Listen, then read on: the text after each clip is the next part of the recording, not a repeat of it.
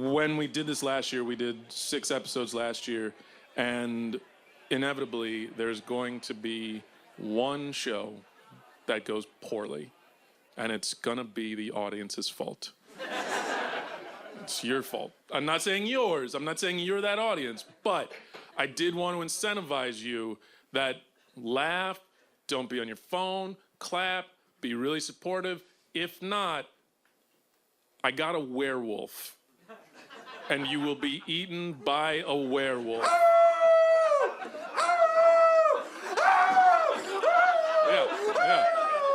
Yeah.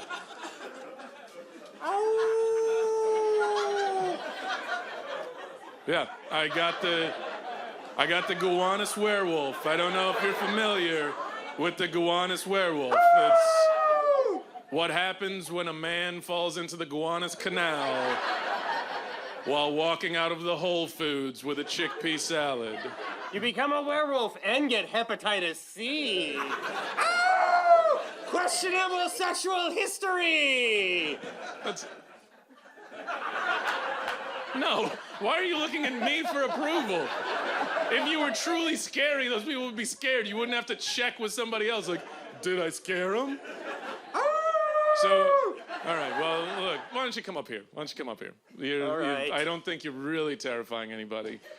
Well, look, I have to go back there. Can I at least get you to, like, just threaten somebody? Yeah. All right, I'm gonna leave. We're gonna start the show in a minute, but you're in the hands of the Gowanus werewolf. Does anyone have any questions for the werewolf? You! Do you have brothers and sisters? My sister's at Columbia right now. And my brother's a lawyer. DC, he's lobbying. Sorry. Oh, yeah, no problem. I know how Hollywood works. I'm a werewolf. Should I leave the stage, or do you want me to be behind you while you're slating? Thank you, Sam. Take 2. Mark. Ladies and gentlemen, welcome to Night Train! On tonight's show we have Melissa Villaseñor, Jonah Ray, Miles Giulia Rozzi. I'm your DJ Don Will. Well, let's get the thing started. Make even more noise for your host, Wyatt Cenac.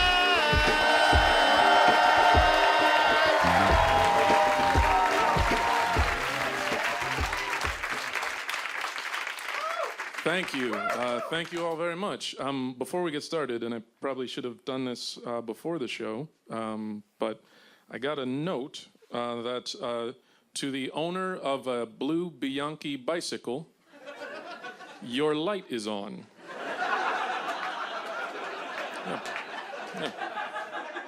Yeah. That is a joke that only works here. San Francisco, Austin, and both Portlands, which I believe are just the same Portland. I think there's a door that you can find that will take you from the one Portland to the other Portland. I'm not on Twitter, but I have no problem with you if you are. I feel like if you are on Twitter and you write the words "pray for," Twitter should suspend your account for 24 hours, just for your own good. Like, it just feels like it's maybe not best form to, like, write, like, pray for the victims of a mass shooting, and then 5 minutes later find yourself embroiled in a game of fuck, marry, kill. Like Lenny Kravitz, Zoe Kravitz, Lisa Bonet. Which, let me say, that's a tough one. That's a real tough one. I could understand why you'd get lost in it. Like, for me, I feel like I'd kill Lenny Kravitz, then after that, it's a barn burner. Like, that is a debate that will shut down a black barbershop for a week and a half. It's like, how you not gonna pick Denise Huxtable? How you not? I could understand if this was a Sandra, Denise, Vanessa situation. I'm a fan of movies. I like going to the movies. I do not like alien invasion movies. I've learned this about myself. I don't like alien invasion movies because I start to feel bad for the aliens. I do. Because it's like, oh, some 10-foot-tall cockroach creatures show up over Iowa, and all of a sudden it's an invasion, and we got to have a call to arms. But when a bunch of Manhattan hedge fund managers and venture capitalists descend on Brooklyn, I call the army, and they're just like, shut up and enjoy your bacon-flavored ice cream. Because that's all alien invasion movies are. They're just movies about how white people respond when their neighborhoods get gentrified. That's all it is. Like, are those aliens, or are those just some well-off minorities who've decided they're tired of city life? Like, I'm sure if you ask the aliens, they'd be like, what, invade? No. We just wanted yards. And that neighborhood feel you just don't get from outer space. Like, when I watch those movies, I don't see like a crop circle as a warning. I see it as like, oh, that's like a coming soon Chipotle sign. Like, maybe that's not a battleship over the White House. Maybe it's a yoga studio. Neighborhoods change. My neighborhood's changing. I just noticed that a gang has moved into my neighborhood, which is a little scary. Like, I've seen them now hanging out on the corners, and they are hanging out wearing like their matching shirts and stuff, and they're harassing people on the sidewalk, and they're just like holding up clipboards, claiming sets like Greenpeace and Sierra Club. Call the cops. Cops won't do shit. I fucking hate those clipboard people. I'm sorry. I'm gonna just say it right now. If you're a clipboard person, I hate you. I hate you, clipboard people. I hate you. Because they're so fucking annoying. And the problem is, like, I agree with a lot of stuff that they're talking about. But when I see them on the sidewalk, it's like I gotta sit there and try to draft behind another person so I can pass by and then, like, dart out at the last minute. But they're all people I agree with. Like, I stand with Planned Parenthood, but I run when I see those motherfuckers on the street. Like, I wish somebody would make an app that would just tell you where they are geographically and reroute you. Which, if you make that app, you owe me a taste. I fucking hate them. You see them there, and they're standing there, and they're like, hey, can I shake your hand? Can I talk to you about the environment? Can I give you a hug? Like, no, I don't even like hugging people I know. I wonder sometimes, though, if those people that are like those sidewalk solicitors, sometimes I wonder if they actually work for the organizations they claim to be working for. Because it just feels like doing that, like, I don't know, that's something your enemies would do. Like, if I'm an oil company and I wanted to make you hate Greenpeace,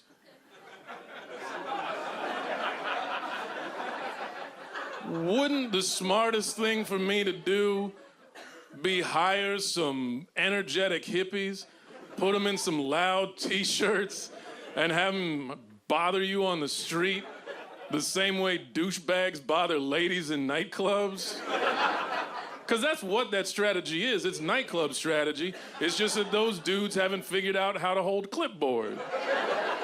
Just like, hey, excuse me, you got 5 minutes for me to talk about me putting my dick in your mouth?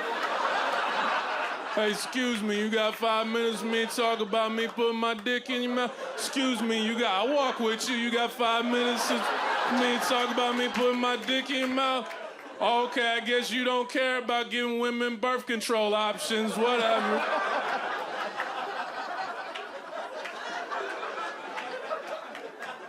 Don Will, how you doing, man? I'm pretty good. Trying not to use that clipboard tactic you just came up with. I feel like you could do it. It could work. I look like a high schooler. Why would you want to be a high schooler with a clipboard? More you women. want to be you want to be like one of the street kids that is like, oh, I got like a basketball game. Yeah. All those kids, I feel like all those kids are bullshit. Like one, there are not that many basketball competitions in Washington, D.C.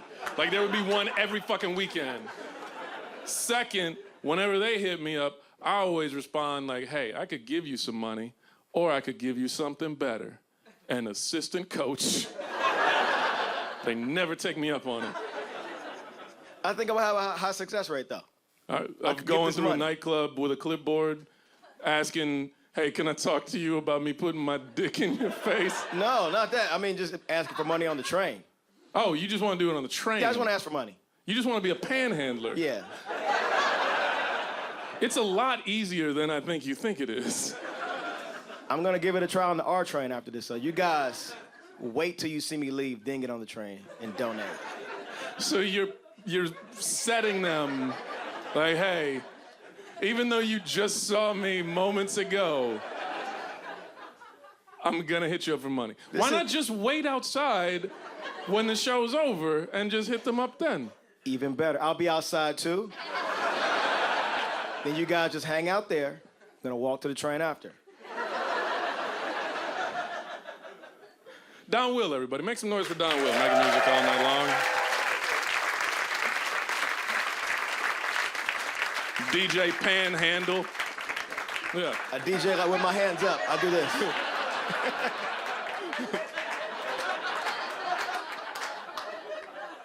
All right. Well, all right. Now you've sold me. If I had some cash, I don't have any cash, but if any of you, do you have any money for DJ Panhandle? No? How about you? We've got, look at that.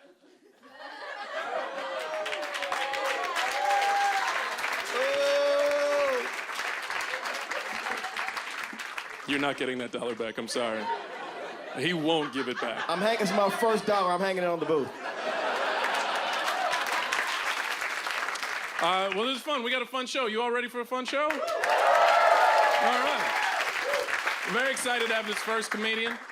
Interesting fact about her, she owns Detroit's only kangaroo sanctuary. That's true. Yeah, I know you're impressed.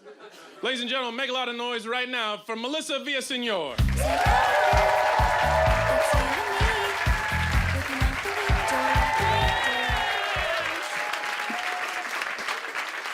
Give it up for Wyatt, yeah.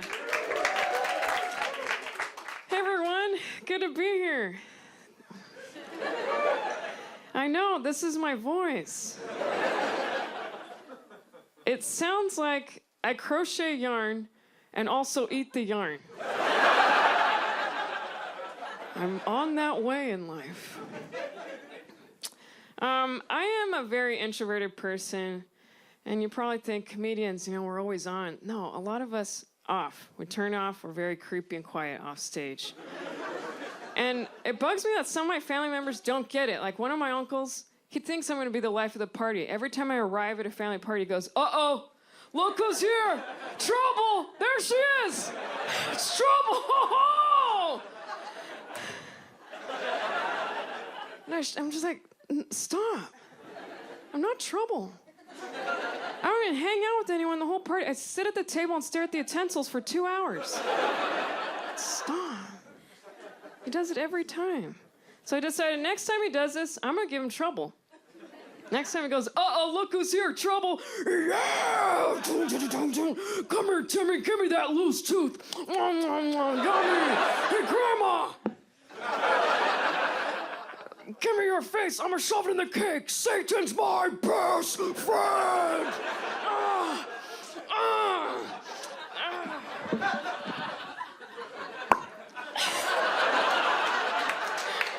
That's trouble. Now give me my utensils and shut up.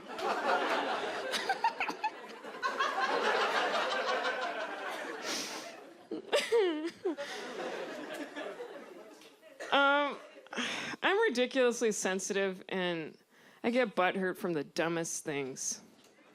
Like when people say to you, like, you know who you remind me of? That girl. That's who. You know who you remind me of? That always hurts my feelings. Makes me feel like someone's better at being me. I shouldn't exist. So what I like to do when people say that, they start saying it, I like to change up my face a bit, so hopefully they forget who I look like to them. When they go, you know who you remind me of?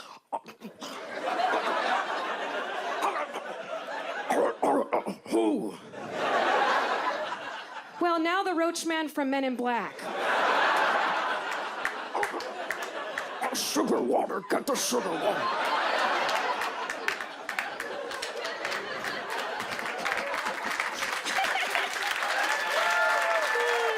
Thanks.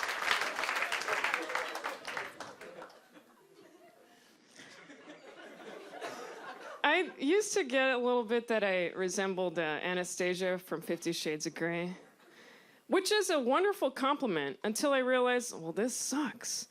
I'll never be in a romantic movie because my voice is a joke. Imagine me as Anastasia. So I'm going to share some Christian Grey quotes with you and reply to them as me as Anastasia. Okay. I'd like to bite that lip. No, don't.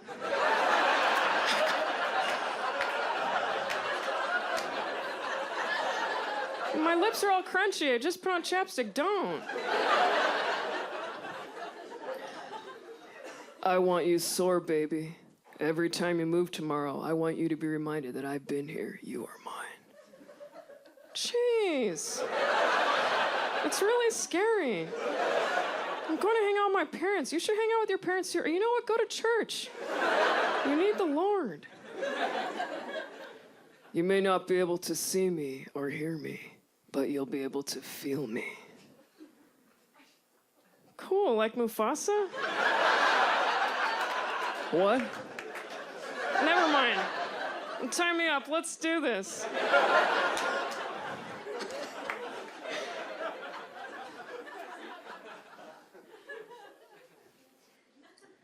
For many years, I used to have the Zooey Deschanel bangs that just like went over the eyebrows. And I was thinking like those years, I was getting dudes left and right, just all the time. And I think guys like the Zooey look because the bangs, you know, they covered up the eyebrows. It looks very secretive. You're like, oh, what is she thinking? I don't know. And this whole past year, I've put them to the side because I want to show these babies. But zero dudes. And I think they show too much expression and emotion. It's too much. They're too much for guys. I think, like, when I get confused, I look like The Rock. I'm like, what's going on over here? Oh, a baby's making its first steps. Okay, thought I had a battle. And then when I sneeze, I look like an anime. Just like,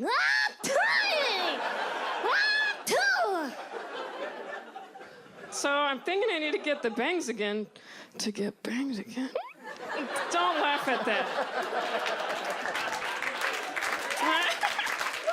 You guys are great. I haven't gone on a date for a year. Yeah. And it's sad, though. I feel like I've been so numb emotionally and just shut down. This whole past year, and I'm straight. I could have a hot guy right in front of me, and my only thoughts are as if I'm his proud dad. Just like, you look good, my boy. Now go get those chicks. I'm going to sleep.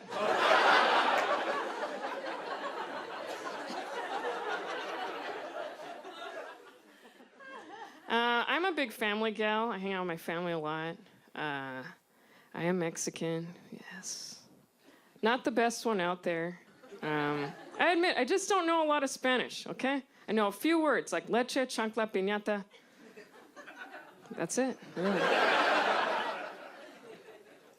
But I remember being little, and I didn't want to learn it. I remember hearing some of my cousins speaking Spanish. No, they'd be running around going, Mama, eso no porque así, porque mamá, yo soy colecita, te quiero, no porque sí. And I was like, oh, no. That's too fast.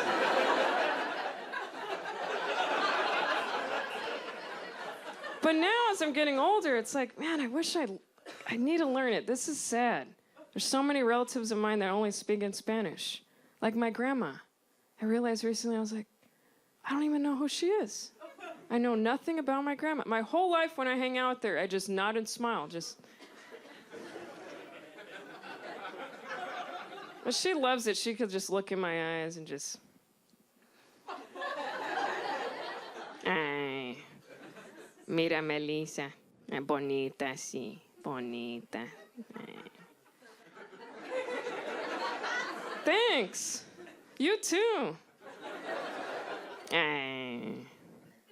Está loca. Sí. Ay, mira. Está loca. I guess. I'm crazy. You too, huh? Ay, pobrecita. What? What's that? Ay, estúpida gringa, no hablas español. They're just talking crap. And it would have been nice to know Spanish because guys want that in the bedroom. I remember I dated a guy, he was so bummed out I didn't know Spanish. I was like, no, I don't know Spanish. But I can imitate my grandma if that works for you. It might not be too hot, just... Ay, mira. Bonita, sí. Ay. Ay. Ay. Ay. Ay. Gracias a Dios.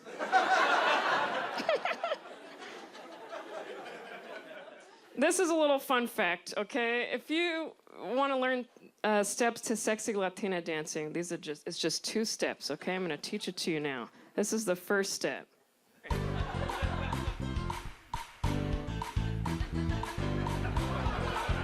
And the second step is you move your head clockwise.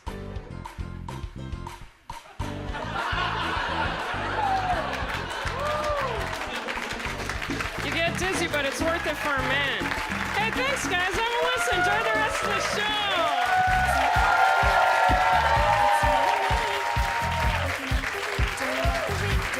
Melissa Villaseñor.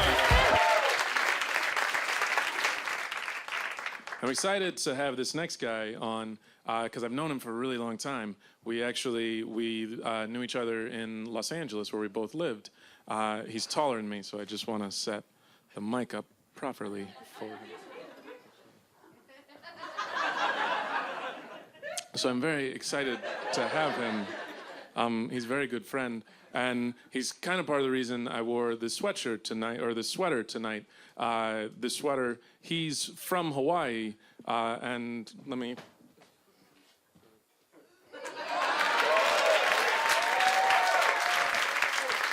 Yeah. I can't wait till I get my Trump sweater. That's not going to happen. That is never going to happen. Yeah. But yeah, I'm very excited to have this guy come to do the show. He's been a good friend of mine for a very long time. He's also a very tall man. Ladies and gentlemen, make a lot of noise right now for Mr. Jonah Ray.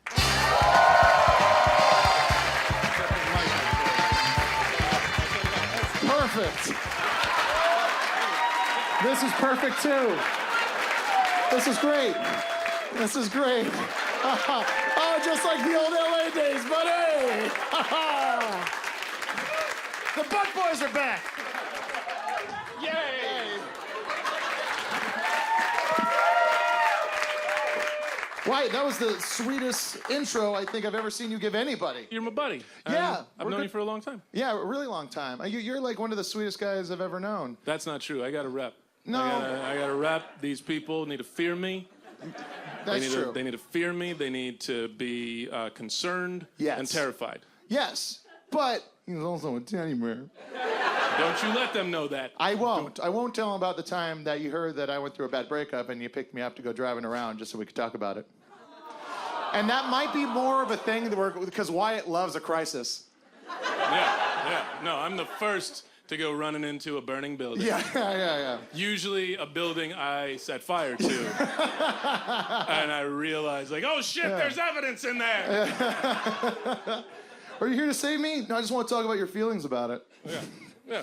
Well, I think now, why don't you do the rest of the show? Do your set. Do my set? Yeah. All right, cool. I'll do comedy stand-em-ups. Yeah. Now that you've let these people know that there is a heart under here, and it's not just a piece of machinery that I built out of old toasters. Did I ruin your whole thing? I don't know what you got into when you moved to New York. When I moved here, I became the Iceman. That's what people call me. They call me the Iceman. No one has ever called you the Iceman. Not to my face. Jonah Ray, everybody. Hey! Thank you so much. Good to be here. I love this show. I'm very, very into doing this show. That looks like a camera that's a lower angle. I'm going to ask the editor to not use that angle, if at all possible. I shaved some of my face, and it just looks like I just look like a baby that got real tall. I was just back home in Hawaii, and I don't know if you know anything about local food in Hawaii, but it's actively trying to murder you. And I ate all of it every day. Stuff I could get in LA if I wanted to, but there I'm just like, it's better, it's the water. I don't know, whatever the fuck you guys say about bagels, but...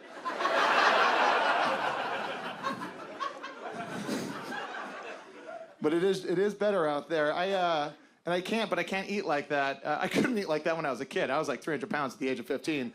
So I can't say that like I ever had a metabolism, but the beer I'm drinking in my 30s ain't helping either. And it's weird because it's like I had a point in my 20s where I wouldn't have ever said it at the time, but I look at pictures now of me in my 20s, and I was beautiful. I would have never admitted it at the time. I didn't think so. I have low self-esteem. I couldn't see it, but like now, like I look back, I go, why didn't you know what you had? Now look at you. It's not. There's all these things I'm like realizing now in my 30s that I didn't really do in my 20s. Like I don't know if anyone else does this once they got in their 30s. Like now I take like the longest and hottest showers. I never used to. I used to be a real in and out kind of guy, but like now I get into the shower and I turn it up to where my skin is turning red. And I just like stand in there and lean my head against the shower wall.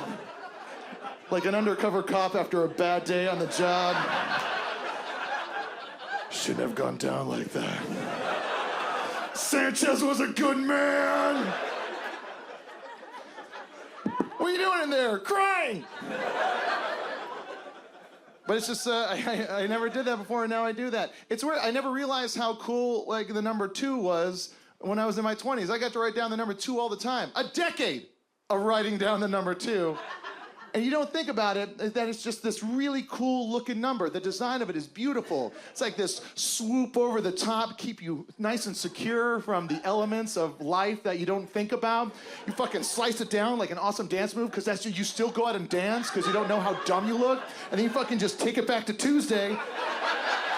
And it's almost like the directions to an awesome karate where you're like, shut up, back! Kali Ma, Shadi Day. It's like, it's fucking solid. And now it's like a 3. I write down the number 3 constantly because it's my age. It starts with a 3 now, and I fucking hate it. The 3 is just so dumb. It's such a dumb number. It's like I'm a butt. It's just a butt. It's just a butt on its side, and it shits on every year of your life. And it's so indecisive, too. It's like, maybe I'll do this with my life. That didn't work. Let's try something fucking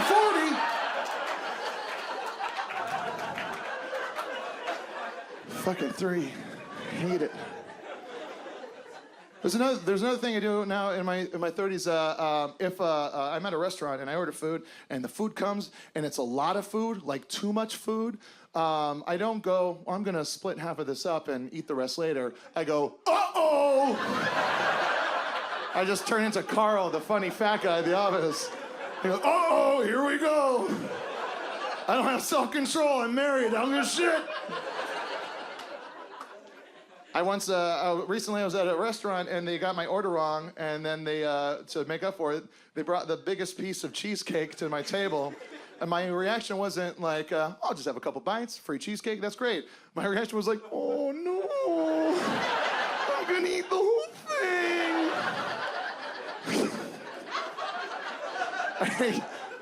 I ate a lot of it, not the whole thing, but most of it.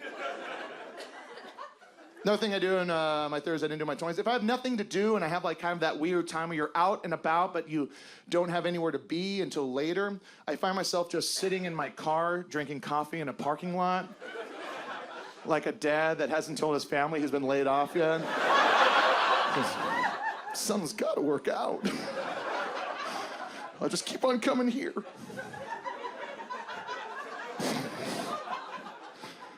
I also, a thing you do in your 30s that you never really do in your 20s is that you stop using the term nightmare to describe like a bad dream. You just, when you're an adult, you say, oh, I had a bad dream. And it's because as an adult, you have to reserve the term nightmare for parts of your actual life.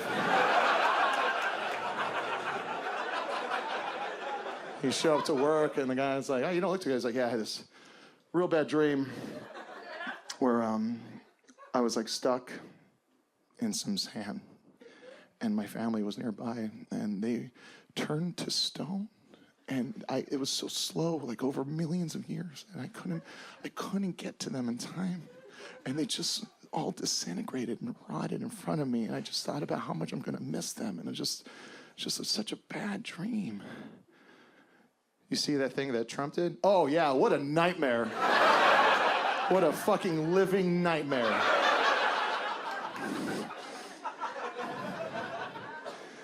You know, it was a long way to go, but it also wasn't worth it. I liked it. You liked it? Oh, thank you. Thanks, Wyatt. I'm really just trying to expand my shit right now. Show the people of Brooklyn that I can act kinda, not really. Go there. Thank you. Yeah. Awesome. Is he still there? Is he still looking?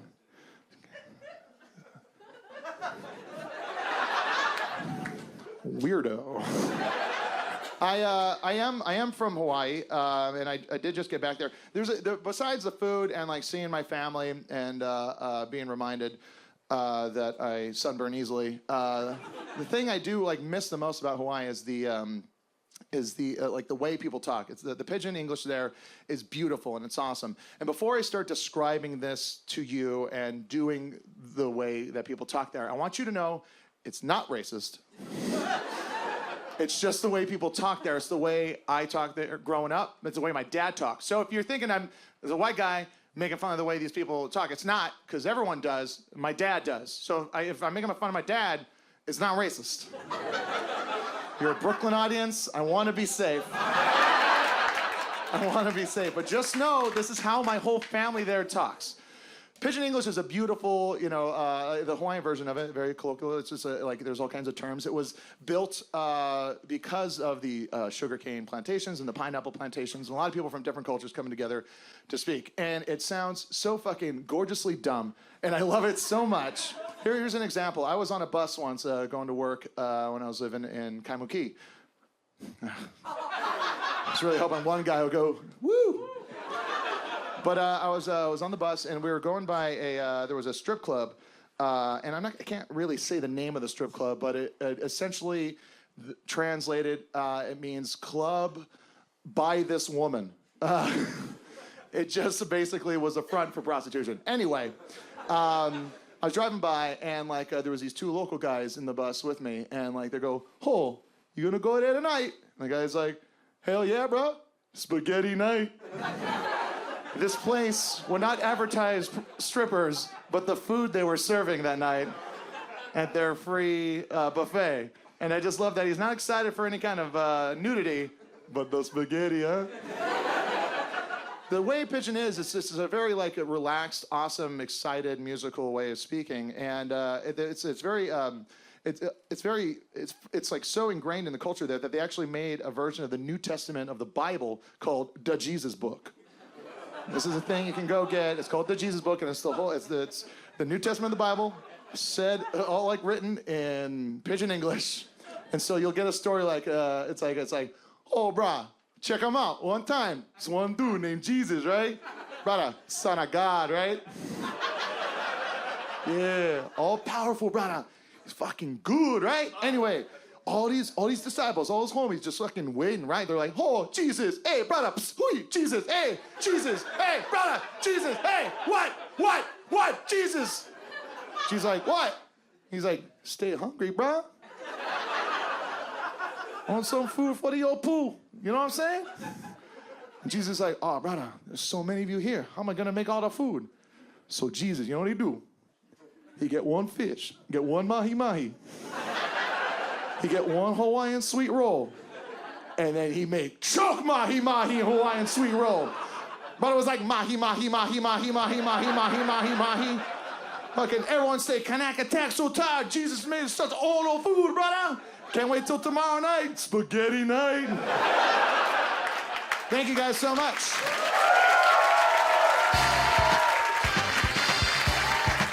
Jonah Ray. Wyatt Cenac. Jonah, I have a question for you.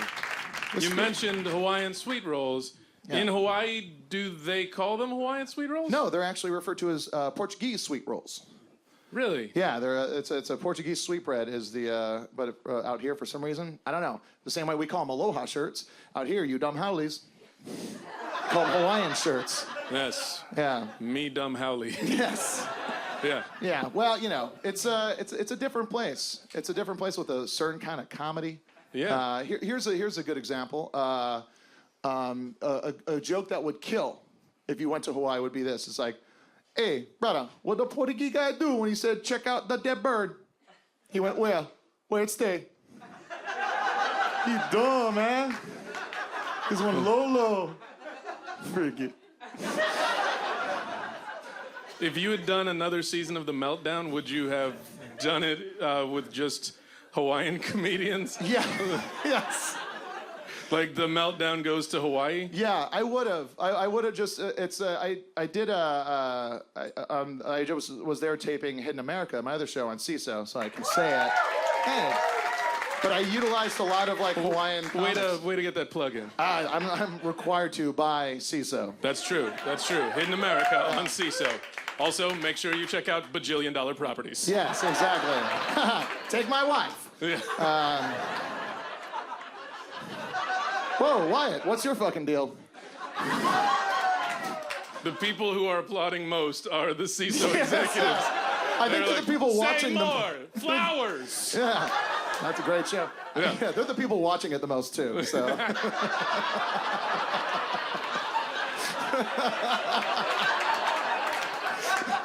This is fun. This is what you did. How long did you do Meltdown? I did the Meltdown for 6 years, and this feels good. I would normally be on this side of a brown guy, but Well, you technically still are. hey, what up? Yeah, look at that. Oh, check out this Oreo of comedy. If I'm gonna be honest, it's a double stuffed Oreo of comedy. It's also probably the worst hoop it up team ever. Like people think like, oh yeah, they can ball, and it's like, oh no. No, my one thing is I can palm a basketball, and that's as good as I get at basketball. Yeah, I get to a court, I pick it up, I go, you're in my house, and then it slips out. Oh God, sorry. You're in my house. Get out of my house. Get out of my house! This is fun. Do you miss doing a show? I do miss it. Yeah, I do miss it. It was nice to have like every week just going up and riffing around with my friends, looking at tons of white people every week. It's great. It's great. It is very, very similar looking audience than mine. Yeah. They've got money. They do, don't they? Yeah. They practically give it to us. I'm sorry. It is a lot of fun on this side. No, it's Oh, Look, I can't have a good time? Oh, PC culture. No, it's like a hip hop show. It's really it's like a hip hop show for 30-year-olds. Yeah. I like it.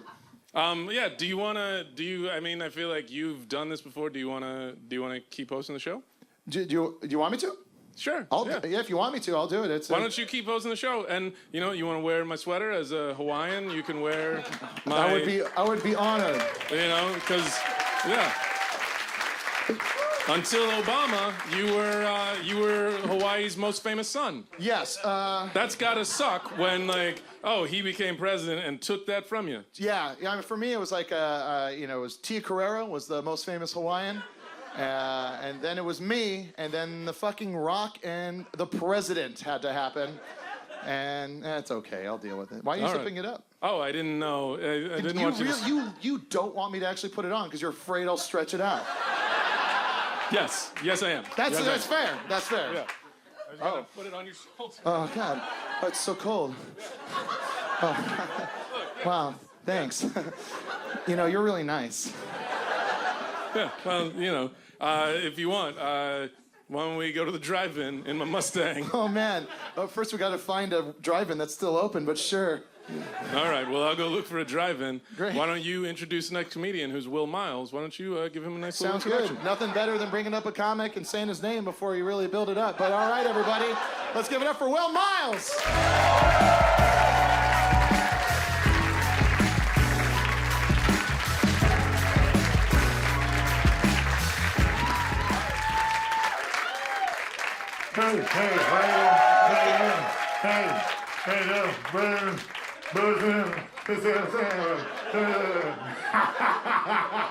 That guy knows what I'm talking about. This motherfucker right here. This guy fucks. Yeah, check out this dude. Dude, stand up. Stand up, motherfucker. Stand up. Suck my dick, bitch.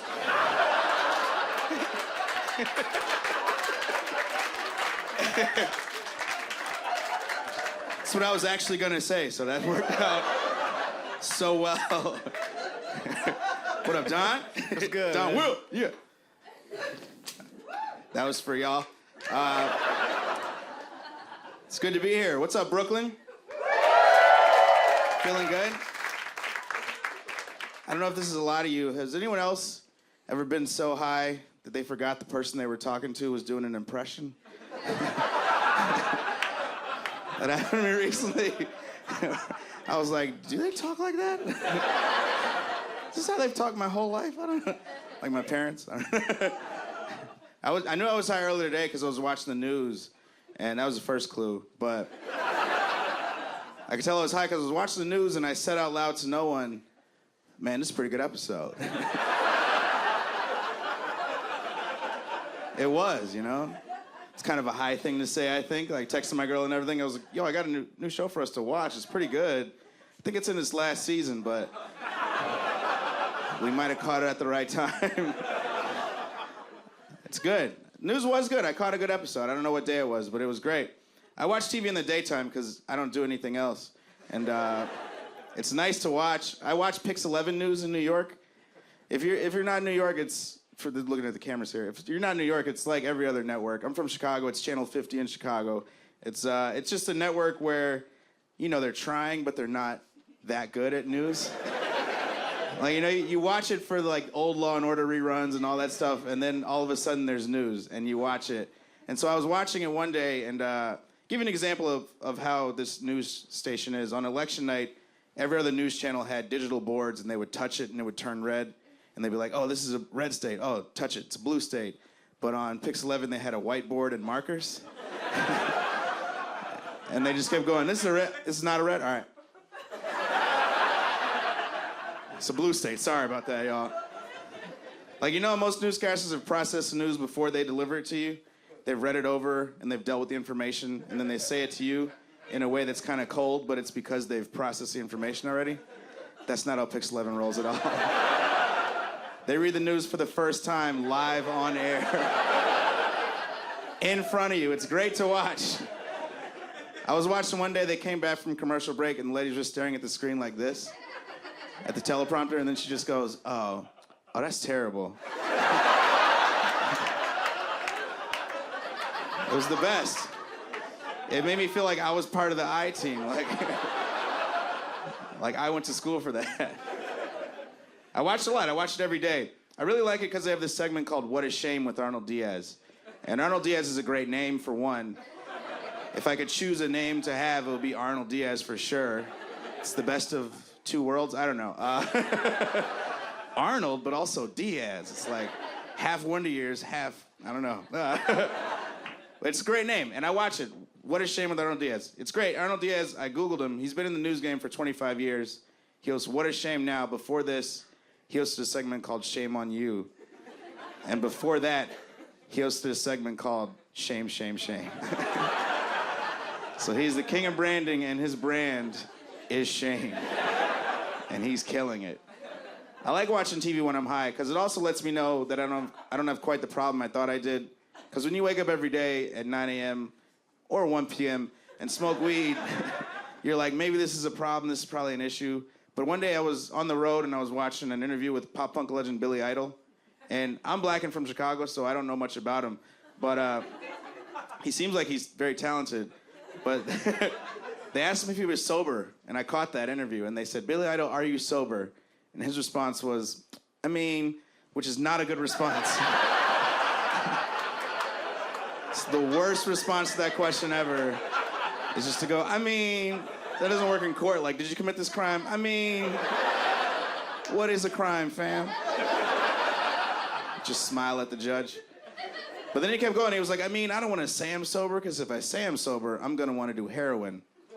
So I just don't say anything, and then I have the occasional joint and the occasional drink. So he's not sober at all is what he could have said, right?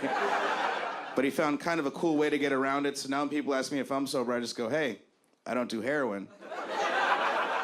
Then they just stop talking to me altogether, so works out for everybody. I have been on the road. I was in Denver pretty recently. It was nice. One woo for Denver. The rest of you are too high to say woo. For Denver's great. I had a fun time out there. I went straight from the airplane to the dispensary and immediately went to the shop, and all I kept saying to the guy was, for real? Over and over again. I would point at things and go, for real? I'm gonna walk out with this and it's fine, for real. I can just do this? All right, I'm gonna see you later. For real? All right. It was the best time of my life. And then I went back to my Airbnb and I made the mistake of watching the movie It Follows. So some of you have seen it. It's a good movie, not a great movie when you're very stoned and you already have anxiety. It's kind of a rough thing to watch, because I went home and watched it. And if you haven't seen It Follows, it's a horror movie about a sexually transmitted ghost. And that's really what it's about. You have sex, then you immediately get a ghost from that sexual encounter. And that's the entire movie. And I watched it, and you can't help but watch that, and then you're high, and you start thinking about your 20s. You're like, man, I probably got that shit. I avoided all the other things, but I probably got that STG for sure. Definitely. I also went to Cincinnati. Nice place. It was great when I saw the other black dude there. It was, all it took was going to the mirror. But I had a good time. I saw him. I was like, hey, this guy looks good. But I had fun out there. And I don't know if I have a huge deaf fan base, but I did have a bunch of deaf people at all my shows. And that's kind of cool. It's cool when you have deaf people at your shows, because you know if there's deaf people at your show that they came just to see you. But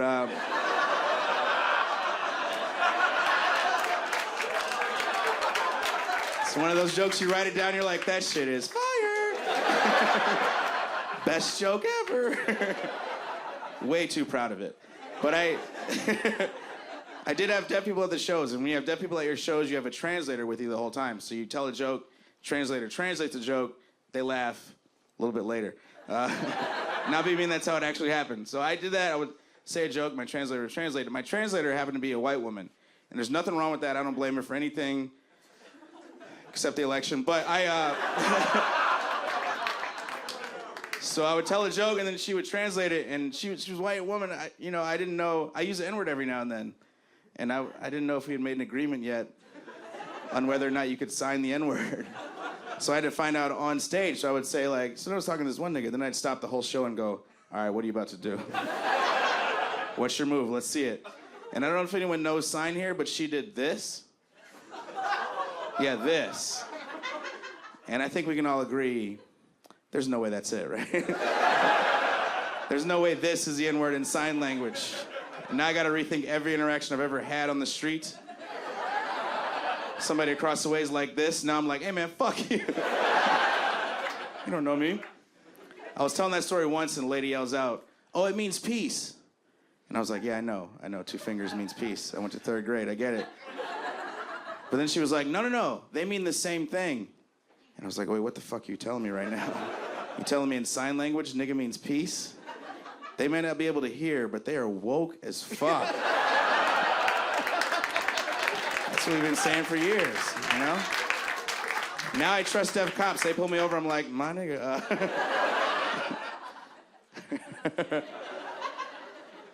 I enjoy riding the bus a lot. I ride the bus every day in Brooklyn. It's a nice thing.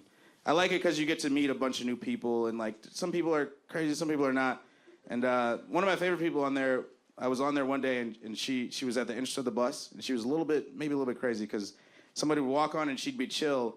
Then the minute they walked past her, she would just go, ah, right at the back of their head. And it happened over and over again to the point where everybody on the bus was in on the joke after a while. And we were all waiting for the next victim to get on. And we all started bonding, like, you think she's gonna do it again? And she might wait a stop, I don't know. Is she gonna wait 2 stops? And then we'd wait and she'd go, ah, and we'd be like, yes, I won money. Love this lady. So she did that for a while. That established she was kind of crazy. So then we're standing there for a while. She's turned this way, then she turns my way. And I'm over here, I'm standing, I've given up my seat, holding onto the bar. Right next to me is another extremely muscular black dude. That's right. So it was like me and this dude who looked just like me, who kind of looked like Idris Elba, and then all the way down the line was her, and she drops her bags, looks our way, and just goes, ooh, I bet you got a big, fat, juicy dick. She said it twice. She goes, I bet you got a big old fat juicy dick. And like this guy was blocking my way, so I backed up so everyone could know she was talking about me. I was like, you were saying? No, she was talking about him, and I had to deal with that internally. But it was cool because I looked around the bus right after she said that, and you could see in everyone's eyes they all started to have the same thoughts. Where they all started to look at that guy, and you could tell they were all thinking like, man, I think that guy... I don't know, I think he might have a big, fat, juicy dick. So she influenced everyone's thoughts on the bus. And it was really the first time I understood politics at all. Because I was like, oh, 5 minutes ago this person was completely insane, and now we're just gonna trust their word. Especially about other people's genitals. All right, you guys are fun. Thanks a lot. Peace.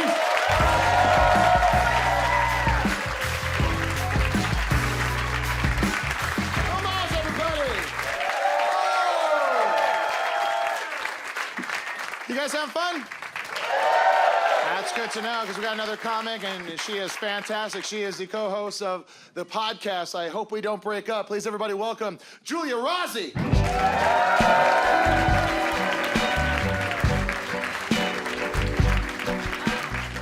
Hi, Don Will. What's up? That's all I'm saying hi to. No, hi. How is everyone? You having fun? Yes. I love Brooklyn crowds. I live in this neighborhood, and I love living in Brooklyn. I will say there's a lot of catcalling that happens in New York in general, and I had the longest catcall of my life recently. This guy yelled out, "Hey, beautiful!" And I ignored him. And then he goes, "Friend!" And I still ignored him. And then he got fed up and goes, "Bitch!" And I was like, we just had an entire relationship. Like, that was all the stages. So, kind of miss him now. I am in a great relationship right now. My boyfriend is 4 years younger than me, which isn't like a huge deal. But for some reason, whenever I talk about age with him, I do it in this way where I'm like, oh, you little whippersnapper. He's like, why are you talking like that? I'm like, oh, you little rapscallion. I'm going to teach you a thing or two about making whoopee. He's like, I don't know why you insist on talking like this. And I'm like, oh, come over here and show mama your weenie. He's like, that's not even an old-timey phrase. That's just gross. But, I don't know. I think women think about age more than guys do, you know, and people will say things like, oh, age ain't nothing but a number. And I'm like, oh, that affects your fertility. Like, there is science. And I don't even know if I want kids. I just want to be able to have them if I want them, whenever I want them. You know, like, it's not fair that this stops, right? And so, and I always think I'm pregnant, and that's like a thing that guys love. And I just, like, the amount of money that I've spent on paranoid pregnancy tests, I could have paid for my fake kids to go to college at this point. Like, I'm just constantly... I just want to create a toilet that is made out of pregnancy test material so that every time I go to the bathroom, I can be like, nope, not today, you know, and just go on my way. But that's how I walk out of the bathroom. I just go, do-do-do-do. My boyfriend and I right now, we just do the pull-out because whatever, right? And parents also proud.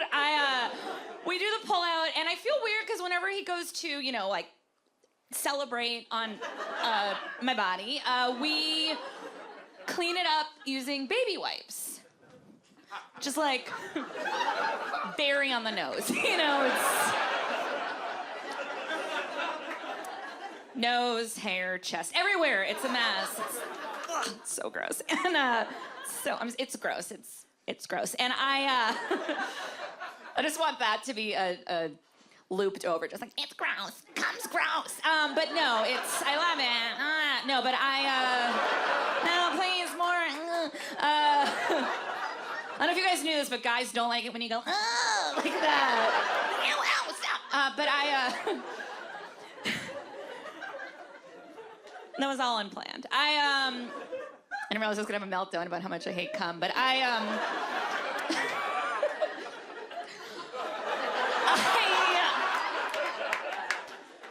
baby wipes. It's like I'm literally wiping potential children off my body. Like, goodbye, Giovanni, you know? So long, Stella. Just flushing them down the toilet. I feel like, I'm so sorry. I just realized I was bragging that I can afford baby wipes. It's a little, because you have to be of a certain, you know, like there was a time when we just did the t-shirt, you know? Yeah. Some people know. It's like, it's kind of romantic. Like when a guy takes off his shirt and is like a car wash, you know, they're just like wiping you, detailing. It's sort of the modern equivalent of when a guy would put a coat over a puddle, like, my lady, you know, and you're like, mama. It's like, again with the voice, you know, it's like, no. Voice. And I don't know if you could tell by the children's names that I am Italian, and like parents are off the boat Italian, and my boyfriend is black, and so people love to be like, oh my God, you guys have to have kids, because people always say that to interracial couples, and they're like, oh, you have to, like as if our baby's definitely gonna be Alicia Keys, you know, like, which I would love. She was just playing the piano right out of me, and but no, I mean, I think we would have a really cute kid, and I would love it if our baby had, you know, his beautiful curly hair and my relationship with the police. Like, I think that would be awesome. It'd be a great, maybe. And, cannot wait to see how many of just me pointing.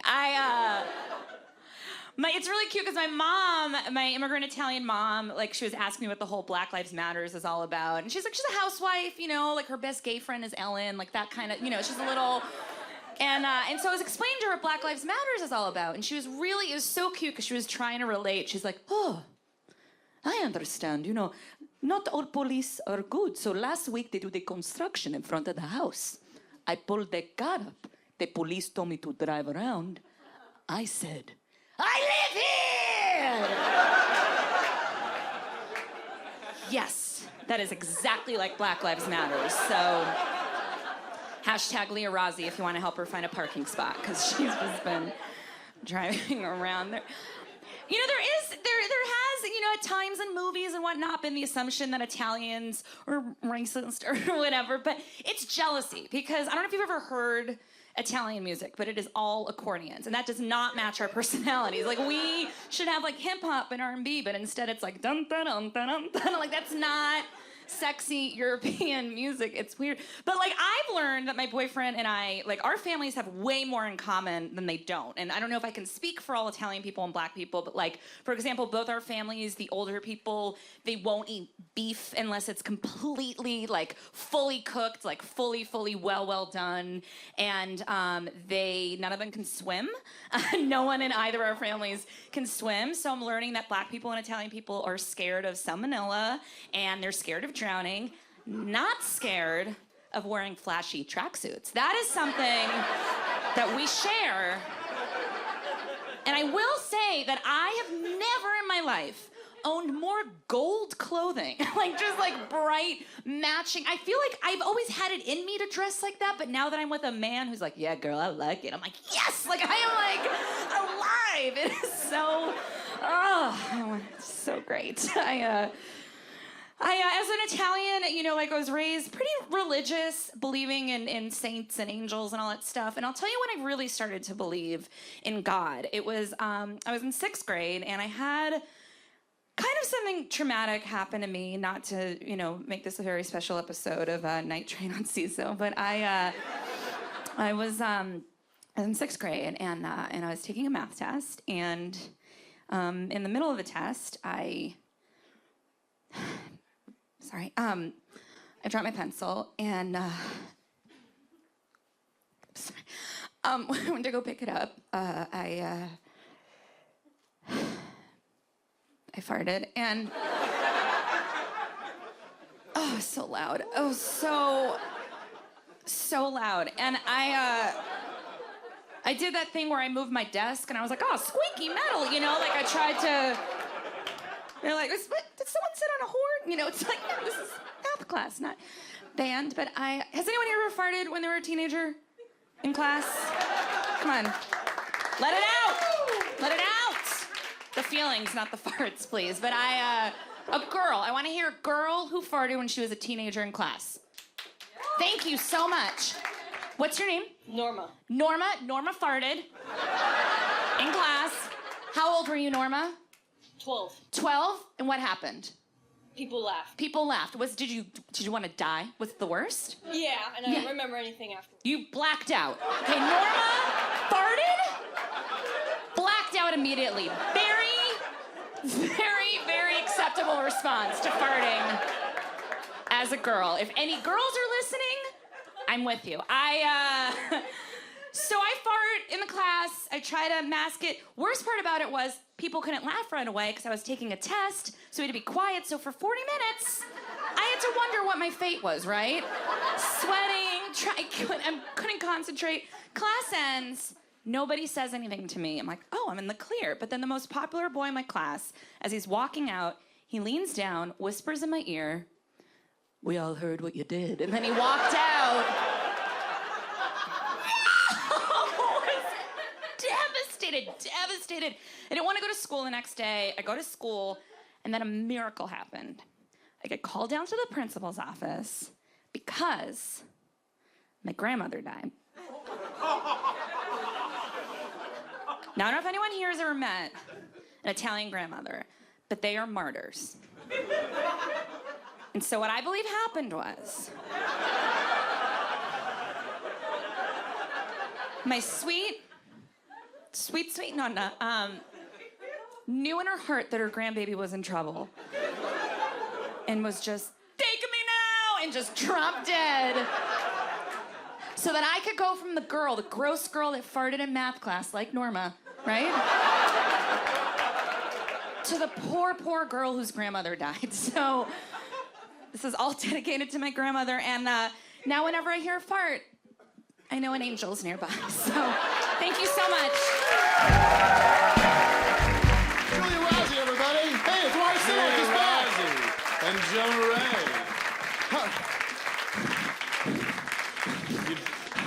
How'd I do? You did good. Yeah. So can I, like, host permanently? Oh. But Wyatt, Twitter's a buzz. It shouldn't be. I told all these people to turn their phones off. Yeah, well, one. Why didn't you listen to me? What? Oh, the substitute teacher's here and you think you can do whatever the fuck you want? Hey. No. Uh-oh, pizza day, everybody. Yeah! There's no actual pizza. Learning can be pretty cool, too.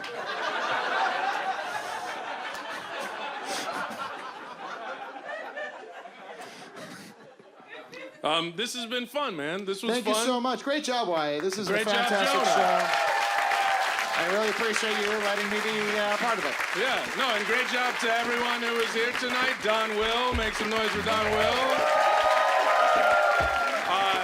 All the comedians you saw tonight, Melissa Villaseñor, Jonah Ray, Miles Giulia Rozzi, Marianne, all the folks here at Littlefield. This is actually our last episode of the season, so thank you for watching all the episodes. Have you watched them all the way through? Wyatt Cenac, everybody, stand up for Wyatt. No. Stand up for Wyatt. Don't stand up. Will it ruin shots? Will it ruin the shots if they stand up? Yes, yeah. Stand up for Wyatt. Just stand up, get in the way, find a camera, get in front of that camera. Stare if into the the camera is cameras. taller than you, Stare. raise your hands into the sky want them for to raise Wyatt this- Cenac, our Brooklyn Lord and Savior. The Iceman cometh. Thanks, everybody.